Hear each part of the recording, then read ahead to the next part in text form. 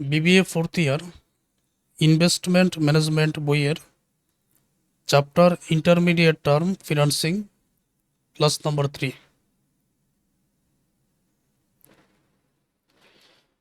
আগের দুইটা ক্লাস খুব মনোযোগ দিয়ে দেখে নিতে হবে, তারপরে এই 3 নম্বর ক্লাসটি দেখো। প্রশ্নে বলা হয়েছে সাপোজ মনে করো যে এই বড় টাকা 5 lakh from Uttara bank limited at 12% interest rate to be repaid over next 6 years। তো মনে করো যে তুমি 5 লক্ষ টাকা উত্তরা ব্যাংক থেকে লোন নিয়েছো 12% ইন্টারেস্ট রেট, যেটা পরিশোধ করবে পরবর্তী 6 বছরে। Payment will be made in equal installment at the end of each period. এই পেমেন্টটা করা হবে সমান কিস্তিতে প্রতি বছরের শেষে, এন্ড অফ ইচ পিরিয়ড, প্রতি বছরের শেষে।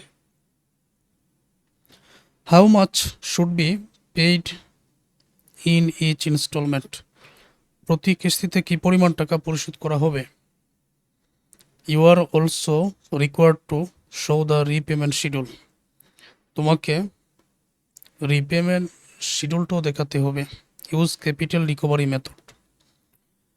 এই মুহূর্তে আমি তোমাদেরকে দুইটা প্রশ্ন করতেছি, যেহেতু তোমরা আমার আগের দুইটা ক্লাস দেখেছ। কয়টা পদ্ধতিতে অঙ্ক আসে, এটার উত্তরে কি বলবেন? দুইটা পদ্ধতিতে।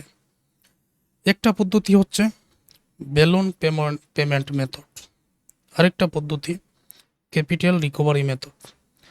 বেলুন পেমেন্ট মেথডে যে সূত্রটা ব্যবহৃত হয় আগের দুইটা ক্লাসে আমরা ভালো করে জেনেছি, রিপেমেন্ট শিডিউল কিভাবে করতে হবে সেটাও জেনেছি। আর ক্যাপিটাল রিকভারি মেথডে আমাদের যে সূত্রটা ব্যবহার করতে হয় সেটা হচ্ছে প্রেজেন্ট ভ্যালু অফ এনওইটিআর সূত্র। তো এখানে বলা হয়েছে বছরের শেষে, তার মানে 1 নম্বর ক্লাসে আমরা যে সূত্রটা শিখেছি সেই সূত্রটাই ব্যবহার করব। এখন লোনের পরিমাণ 5 লক্ষ টাকা, বর্তমানে 5 লক্ষ টাকা লোন নেওয়া হয়েছে, সেই ক্ষেত্রে প্রেজেন্ট ভ্যালু অফ এনওইটি এটার পরিমাণ দাঁড়াবে কত? 5 লক্ষ টাকা। তারপর এখানে ইন্টারেস্ট আছে 12%। ওকে, 12%, এটাকে 100 দ্বারা ভাগ করলে 0.12 হবে। 0.12 প্রয়োজন পড়বে সূত্রের মধ্যে। ওকে, তারপর সময় হচ্ছে 6 বছর। আমরা জানি যে ইন্টারমিডিয়েট টার্ম ফিনান্সিং 1 থেকে 5 বছর সাধারণত, আবার 2 থেকে 10 বছরও হতে পারে। এখন এই repayment schedule use capital recovery মেথডে। আচ্ছা, তো এখানে আর আমি লিখতেছি না, সরাসরি সমাধানটা এখানে বুঝিয়ে দিচ্ছে। ক্লাসটা একেবারে ফুল স্ক্রিন করে দেখো, যাতে দেখতে কোনো অসুবিধা না হয়।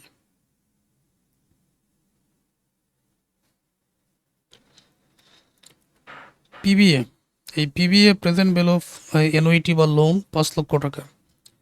আর এর মান 12%, এন এর মান বছর সংখ্যা 6 বছর, এনাউল লোন পেমেন্ট সূত্র এটা আমরা জানি। পিবিএটা বসালাম, এনাউল লোন পেমেন্ট এটা বাইর করতে হবে যে প্রতি বছর কিস্তির পরিমাণ কত টাকা যাচ্ছে। তোমরা যদি বুঝতে পারো তাহলে অবশ্যই জানো যে এই যে প্রতি বছরে কিস্তির পরিমাণ যাচ্ছে, এইটার মধ্যে মূল পেমেন্টটা আছে, ইন্টারেস্টও আছে। যারা আগের ক্লাস দুইটা খুব ভালো করে দেখেছো তাদের জন্য এটা কঠিন ব্যাপার না। এরাও লোন পেমেন্টের মধ্যে ক্যাপিটাল রিকভারি মেথডে এখানে মূল পেমেন্টটা আছে, প্রিন্সিপালও আছে, মানে মূল পেমেন্টটা আছে, ইন্টারেস্টও আছে। 1 - 1 বাই এই জায়গায় আর এর মান, এন এর মান 6, নিচেও আর এর মান।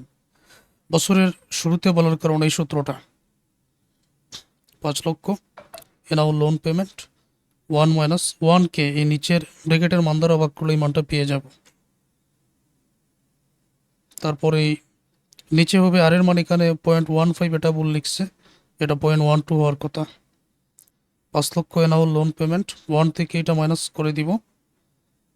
তো মাইনাস করে 1 থেকে এটা মাইনাস করে 0.12 দ্বারা ভাগ করলে এই মানটা এএলপি এর সাথে এটা গুণ হয়ে আসছে, সুতরাং এটা 5 লক্ষের নিচে ভাগ হয়েই চলে যাবে।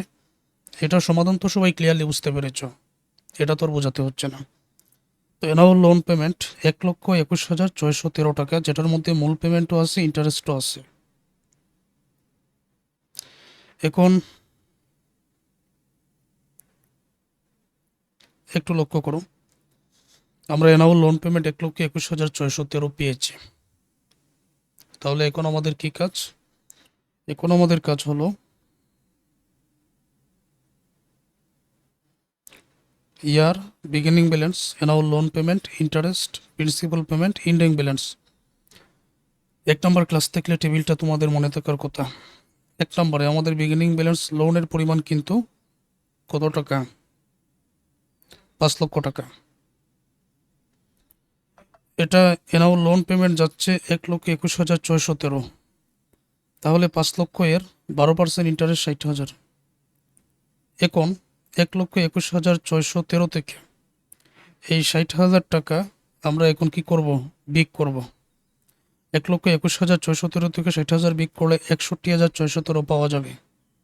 5 নম্বর করে এখানে 3 + 4 দিয়েছে না, না এটা 3 + 4 নয়, এটা কি হবে? এটা 3 নম্বর থেকে 4 নম্বর বিগ হবে। তো বইয়ের এটা ঠিক করে নেবেন।